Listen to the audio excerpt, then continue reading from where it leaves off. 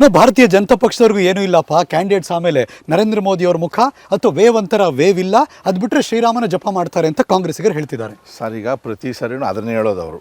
Last time ಕೇಳಿದಾಗ surgical strike ಬಂತು ಅಂತ ಹೇಳ್ತಾರೆ. ನರೇಂದ್ರ ಮೋದಿಯವರು ಒಂದು ಶಕ್ತಿ ನಮಗೆ. ಭಾರತೀಯ ಜನತಾ ಪಾರ್ಟಿಯಲ್ಲಿ ನಾವು ವ್ಯಕ್ತಿ ಪೂಜೆ ಮಾಡಲ್ಲ, ಆದ್ರೂ ಕೂಡ ಅವರು ಇವತ್ತು ವಿಶ್ವನಾಯಕ. ನೀವು ನೋಡಿದಿರಿ, ಸರ್ವೆಗಳು ನೋಡಿದಿರಿ, ಸಾಕಷ್ಟು ಸರ್ವೆಗಳು. ನಾವು ಮಾಡಿರೋ ಸರ್ವೆ ಅಲ್ಲ ಅದು, ವಿದೇಶಿಗರು ಮಾಡಿರೋ ಸರ್ವೆದಲ್ಲಿ ಇವತ್ತು ಜನಪ್ರಿಯ ನಾಯಕ, ಪ್ರಪಂಚದಲ್ಲಿ ಅತ್ಯಂತ ಜನಪ್ರಿಯ ನಾಯಕರು ಅಂತಂದ್ರೆ ನರೇಂದ್ರ ಮೋದಿಯವರಂತ ಸಮರ್ಥ ನಾಯಕ ಬೇರೆ ಯಾರು ಇಲ್ಲ. ಈಗ ರಾಮ ಮಂದಿರ ಹೇಳ್ತೀರಿ, ರಾಮ ಮಂದಿರ 500 ವರ್ಷದ ಹೋರಾಟ. ನಾವು ಕೂಡ ಹೋರಾಟದಲ್ಲಿ ಇದ್ದೀವಿ, ಜೈಲ್ಗೆ ಹೋಗಿದ್ದೀವಿ, ಸಾಕಷ್ಟು ರಾಮನ ಪಾದುಕೆಯ ಹೋರಾಟ, ರಥಯಾತ್ರೆಯ ಹೋರಾಟ ನೀವೇ ಇದ್ರಿ. ರಾಮ ಜನ್ಮಭೂಮಿಗೆ ಸಂಬಂಧಪಟ್ಟಾಗೆ ಎಲ್ಲಾ ಹೋರಾಟದಲ್ಲೂ ಕೂಡ ನಾನು ಭಾಗವಹಿಸಿ ಐ ವಿಟ್ನೆಸ್ ನೀವು ಹಲವಾರು ಘಟನೆಗಳು. ಹೌದು, ನಾನು ಅಯೋಧ್ಯೆಗೂ 6 ಸಲ ಹೋಗಿದ್ದೀನಿ, ಎಲ್ಲದರಲ್ಲೂ ಇದ್ದೀನಿ. ಆದ್ರೆ ನರೇಂದ್ರ ಮೋದಿಯವ್ರ ಕಾಲದಲ್ಲೇನೆ ಏನೂ ಸಮಸ್ಯೆ ಇಲ್ಲದೆ, ಯಾವುದೂ ಜಗಳ ಇಲ್ಲದೇನೆ ಪರಿಹಾರ ಕೋರ್ಟ್ ಮುಖಾಂತರ ಆಯ್ತಲ್ವಾ. ಜನ ಮೆಚ್ತಾರೋ ಇಲ್ವೋ?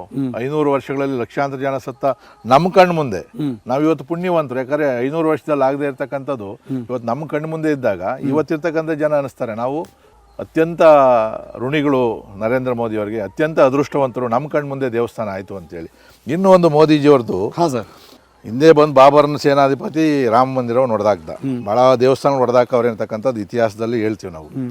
ಆದರೆ ಇದೇ ನರೇಂದ್ರ ಮೋದಿಜಿಯವರು ಅಬುದಾಬಿಯಲ್ಲಿ ಹೋಗಿ ಒಬ್ಬ ಮುಸ್ಲ್ಮಾನ್ ಕಂಟ್ರಿನಲ್ಲಿ ಅವ್ರ ಕಡೆಯಿಂದನೇ ಎಲ್ಲವನ್ನೂ ಪಡೆದು ಅತ್ಯಂತ ದೊಡ್ಡ ದೇವಸ್ಥಾನವನ್ನು ಉದ್ಘಾಟನೆ ಮಾಡಿ ಬಂದ್ರಲ್ಲ. ಆ ಕಾಲದಲ್ಲಿ ಬಂದು ನಮ್ಮ ದೇಶದಲ್ಲಿ ದೇವಸ್ಥಾನ ಹೊಡಿತಾ ಇದ್ರು, ಆದರೆ ಅದೇ ಮೋದಿಯವರು ಅವರ ಮನವೊಲಿಸಿ ಅಲ್ಲಿ ದೇವಸ್ಥಾನ ಕಟ್ತಾ ಇದ್ದಾರೆ. ಅಂದ್ರೆ ಇತಿಹಾಸ ಪುನರಾವರ್ತನೆ ಆಗ್ತಾ ಐತೆ. ಅದು ಅವ್ರ ಕಾನ್ಫಿಡೆನ್ಸ್ ಅಲ್ಲಿ 20+ ಅಂತಾರೆ, ನೀವು ಕಾನ್ಫಿಡೆನ್ಸ್ ಅಲ್ಲಿ 28 ಅಂತೀರಿ. ಹೇಗಿದೆ ಸಿಚುವೇಶನ್ ಸರ್ ಈಗ? ಸರ್, ನನಗೆ ಗೊತ್ತಿರೋ ಪ್ರಕಾರ ಈಗ ನಾವು 28 ಅಂತ ಹೇಳ್ತೀವಿ, ಕನಿಷ್ಠ 25 ಸ್ಥಾನಗಳನ್ನು ಭಾರತೀಯ ಜನತಾ ಪಾರ್ಟಿ ಖಂಡಿತವಾಗೂ ಗೆಲ್ತಾರೆ. 2019 ಚುನಾವಣೆ ಸಂದರ್ಭದಲ್ಲಿ ನೀವು ಚಿಕ್ಕಬಳ್ಳಾಪುರಕ್ಕೂ ಕೂಡ ಒಂದಷ್ಟು ಜವಾಬ್ದಾರಿಯನ್ನು ತಗೊಂಡು ಕೆಲಸ ಮಾಡಿದ್ರಿ ಮತ್ತು ಗೆಲ್ಲಿಸ್ಕೊಂಡ್ರಿ. ಅದು ಬೇರೆ ವಿಚಾರ, ಬಿಕಾಸ್ ಅದ್ರಲ್ಲಿ ಎಫರ್ಟ್ ನಿಮ್ಮದು ಕೂಡ ಇತ್ತು. ಈ ಬಾರಿ ಅದೇ ಥರದ ವಾತಾವರಣ ಕಂಡು ಬರ್ತಾ ಇದೆಯಾ? ಒಂದಷ್ಟು ಹಿಂದೆ ಮುಂದೆ ಆಗೋಯ್ತು ಅಂತ ಅನಿಸ್ತಿದ್ಯಾ? ಮತ್ತು ಮ್ಯಾನೇಜ್ ಆಯ್ತಾ? ಹೇಗೆ ಸರ್ ಅದು? ಕಳಸರಿ ಕೂಡ ನರೇಂದ್ರ ಮೋದಿಜಿಯವರ ಒಂದು ಅಲೆ ಇತ್ತು, ಸರ್ಜಿಕಲ್ ಸ್ಟ್ರೈಕು. ಈ ವಿಚಾರದಲ್ಲಿ ಇಡೀ ದೇಶದಲ್ಲಿ ಒಂದು ದೇಶಭಕ್ತಿಯ ಸಿಂಚನ ಇತ್ತು. ಕಳಸರಿ ಬಚ್ಚೇಗೌಡರು ಚುನಾವಣೆಗೆ 2ನೇ ಬಾರಿ ಸ್ಪರ್ಧೆ ಮಾಡಿದ್ರು. ಒಂದು ಸಿಂಪತಿ ಇತ್ತು ಅವ್ರಿಗೆ, ಕಳಸರಿ ಸೋಲ್ಸಿದ್ದೀವಲ್ಲ ಅಂತೇಳಿ. ಬಹುತೇಕ ಒಕ್ಕಲಿಗ ಜನಾಂಗ ಪಕ್ಷ ಬಿಟ್ಟು JDS, ಕಾಂಗ್ರೆಸ್, BJPಯಲ್ಲಿರ್ತಕ್ಕಂಥ ಬಹುತೇಕ ಒಕ್ಕಲಿಗರು ಅವ್ರಿಗೆ ಮತವನ್ನು ಚಲಾಯಿಸಿದ್ರು. ಜೊತೆಯಲ್ಲಿ ನಮಗೆ ವೀಕ್ ಕ್ಯಾಂಡಿಡೇಟ್ ಸ್ವಲ್ಪ ವೀರಪ್ಪ ಮೊಯ್ಲಿಯವರು ಸಿಕ್ಕಿದ್ರು. 3ನೇದೇನು ಅಂದರೆ ಬಲಿಜಿಗ ಕಮ್ಯುನಿಟಿ ಏನೈತೆ ಅವರೆಲ್ಲ ಕೂಡ ವೀರಪ್ಪ ಮೊಯ್ಲಿಗೆ ಎಗನೆಸ್ಟ್ ವೋಟ್ ಮಾಡಿದರು, ಅಂದರೆ ಬಚ್ಚೇಗೌಡರು ಮಾಡಿದ್ರು. ಆಗ ನಾವು ಗೆದ್ದಿದ್ದು 1,80,000 ವೋಟು. ಈಗ ಸ್ವಲ್ಪ ವ್ಯತ್ಯಾಸ ಆಗ್ತದೆ. ಫೈಟ್ ಸರ್, ರಕ್ಷಾರಾಮಯ್ಯ ಆ ಕಡೆ ಹಿಡಿದಿರೋದು. ಸೊ ಇಳಿದಿದ್ದಾರೆ, ನಾವು ಯಾವುದು ಕೂಡ ನೆಗ್ಲೆಕ್ಟ್ ಮಾಡೋಂಗಿಲ್ಲ ಸರ್. ಮೋದಿಯವ್ರ ವೇವ್ ಇದ್ದೇ ಇದೆ. ಮತ್ತು ಇವತ್ತು ನಮ್ಮದು ಯಲಹಂಕ ಕೂಡ ಒಂದು ದೊಡ್ಡ ಕ್ಷೇತ್ರ ನಮ್ಮದು. ಸೊ ಕಳಸರಿ ನಾನು ಇಲ್ಲಿ 75,000 ಲೀಡ್ ಕೊಟ್ಟಿದ್ವಿ ಯಲಹಂಕ ಕ್ಷೇತ್ರದಲ್ಲಿ. ಬಹುತೇಕ ಹೆಚ್ಚು ಕಮ್ಮಿ ಅರ್ಧ ನಾವೇ ಕೊಟ್ಟಿದ್ವಿ. ಈ ಸರಿ 2 ಶಾಸಕರಿದ್ದೀವಿ, ನಾನು ಮತ್ತು ಧೀರಜ್ ಮುನ್ರಾಜ್ ಅವರು.